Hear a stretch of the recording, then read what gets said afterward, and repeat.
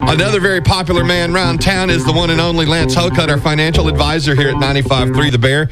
We say good morning to Lance right now. Hello, brother. Roll Tide.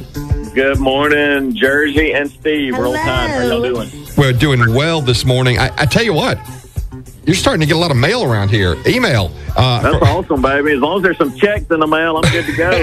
Amen. That's exactly right. Lance Hokut is a financial advisor, and at the end of our conversation here, we, of course, can tell you how to get in touch with him.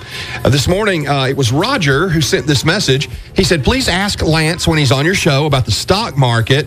I believe the next 45 days may become the most critical period in U.S. financial history, Roger says. He says, ask Lance what he thinks. Lance? I tell you, happy hump day first. The markets really concern me right now. And again, this is my opinion. I've been doing this for a long while, and never in the history of the markets have we seen full-on bull market within 1 month, and within a week later, we're full-on bear market. And a couple of days later, it goes back to bull market, and now we're back to a bear. Let me give you some definitions, by the way. Bull market, Jersey, you may know this. Steve, you may know this. Bull is charging, right? Yes. A bull market is going forward, going upward movement. A bear is retreating; it's going backwards. So those words are synonymous with the markets out there right now. I don't know what you could call the market, honestly, Steve. When oil goes, and we talked about this yesterday, when oil goes negative, it tells you something in the market is a little messed up.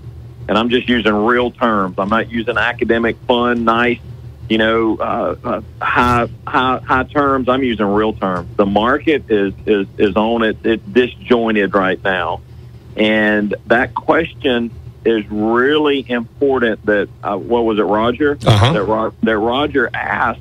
And it really goes to working with that advisor based on your time frame and your risk. Remember our rule of 72 we talked about. The longer time frame you have, what can you do? You can take more risk, right? Right. So given today's markets, though, it doesn't make sense to me to see us ride this elevator straight down. And frankly, Roger makes a great observation. I was able to fly around. I think I mentioned that yesterday, and looked at all the not yesterday, day before. Looked at all the parking lots. Steve, this local economy is suffering because people are not working. Now, the roads are active. My wife had mentioned that. There seems to be a lot of people out. Y'all probably noticed that. But you know what? They're not able to go to the local shoe store, the local jewelry store, the local art gallery. They're not able to do that and spend the money. They're just riding around, I think. I mean, there's only so much Zippy Mart and grocery store stuff you can buy. Absolutely. So it's my opinion that we've got some difficulty to go through. If you listen to a lot of the very smart people, the analysts that follow economies, they're predicting some downturns. And that's why I've said several times over the last 2 weeks, if our economy is on the right hand and the market is on the left, typically they're hand in hand. They're moving together. But right now, they're not moving together. And I think the reality has not sunk in to the market, the equity markets that Roger references, that this thing is really a little bit worse than what it appears to be right now. Lance, when you talk about flying over and looking at the roads are busy, but the businesses and small businesses and local businesses, are hurting right now. I'd like you to tell us this morning from your perspective about reopening businesses in the area. Of course, the governor said yesterday the stay-at-home order is extended till April 30th. Walt Maddox will present a plan April 28th, which is this coming Tuesday. In your opinion, from an economics point of view, how critical is it to get these businesses open as soon as possible? Steve, we have never gone through a shutdown in America like we saw the last month that we've seen the last month and a half.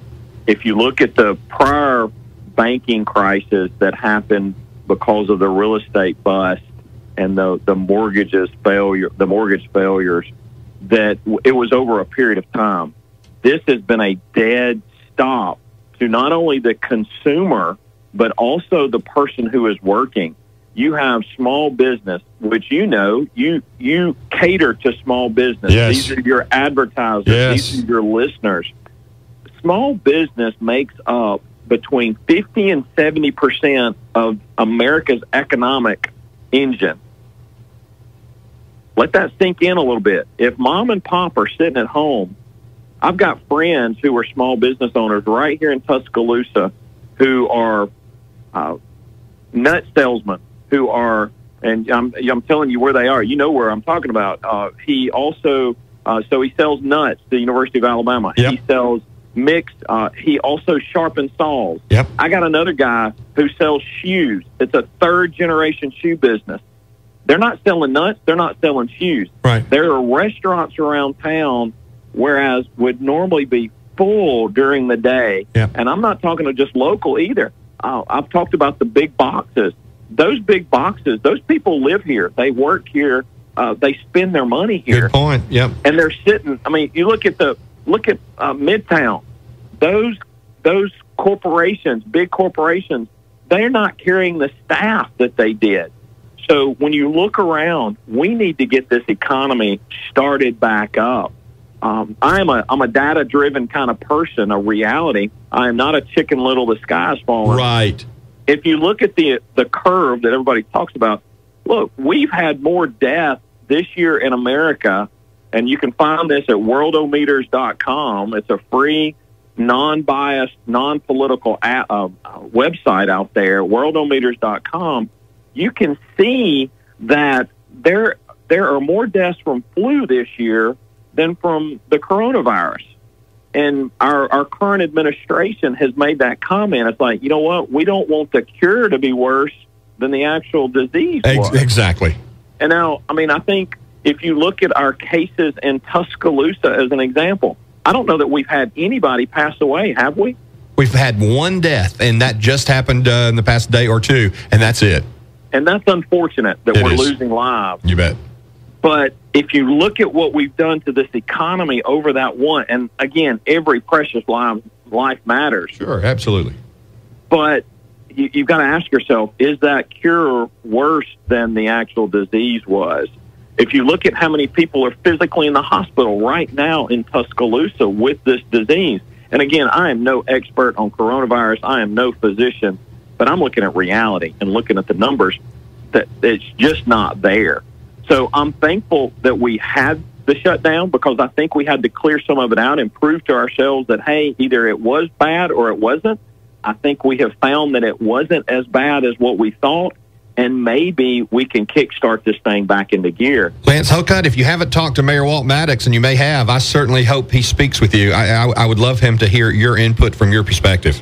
Yeah, Walt and I go back a long way. His mama was my teacher at Northington Elementary. His sister, Sarah, was one of my classmates, so we know each other well. And I appreciate the leadership and thankful that we have great leaders in our community, in our nation. Yes. And I'm thankful I'm not one of those making that decision. But I will tell you, the problem that I see coming out of this, let's say we flip the switch back on right this second and say everybody goes back. The problem that I see is that mom and pop business may not be there. If you're waiting on that stimulus check as a small business, if you were one of those that got in that first wave, then God bless you. Right. There are a lot of people sitting out there that have not gotten anything as small business owners. Their rent to their company, their mortgage still has to be paid.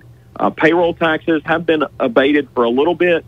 But that small business may or may not be there, and that's what I'm concerned. I'll add another piece.